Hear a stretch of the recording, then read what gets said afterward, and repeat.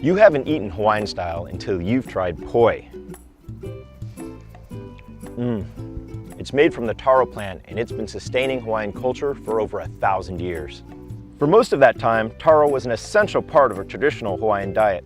Hard to believe that today its survival depends on keeping alien plants and animals away from our islands. From the depths of the sea to the island mountaintops, Hawaiians carved these islands into land divisions called ahupua'a, each with all they needed to thrive. Let's explore the lowland section of an ahupua'a and find out what we can all do to help preserve Hawaii's environment.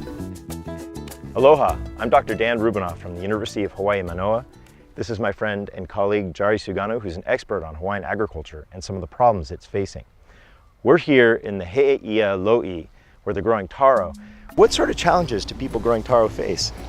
Oh, taro farmers face many challenges like most diversified agricultural farmers here in Hawaii with invasive species. Perhaps the most recent threat is the introduction of the apple snail here in Hawaii. How bad is that? Oh, apple snail is a devastating pest for taro farmers throughout the state because it damages the corm, which is the edible portion of the plant, as well as the leaves. Growers for most crops in Hawaii are facing challenges, right? Yeah, many agricultural crops face challenges with invasive species, things that start off innocently as, for taro, like aquatic pests in their aquarium or escargot or things like that, turn into major issues for agricultural crops such as taro. Or papaya, or banana, Right. macadamia nut, pineapple, all of these things grown here. So what can we all do to help stop invasive species and protect Hawaiian agriculture and natural environments?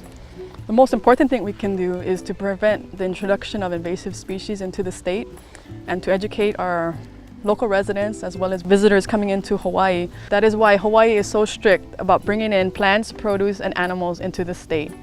A single infected fruit or a little dirt in the bag with tiny bugs in it can seriously damage Hawaii's agriculture industry and our natural communities. Good reasons to respect the rules and declare anything questionable that you might be bringing into Hawaii with you. Hawaii's unique environment is without a doubt our most precious resource. It's why people from all over the world come to visit and why many of us call these islands home. Being careful not to bring in invasive plants and animals is just one simple way we can all help protect paradise for future generations to enjoy. Thanks, Jari. Aloha. Aloha. To learn more about these unique islands and what you can do to protect them, visit hawaiistateparks.org.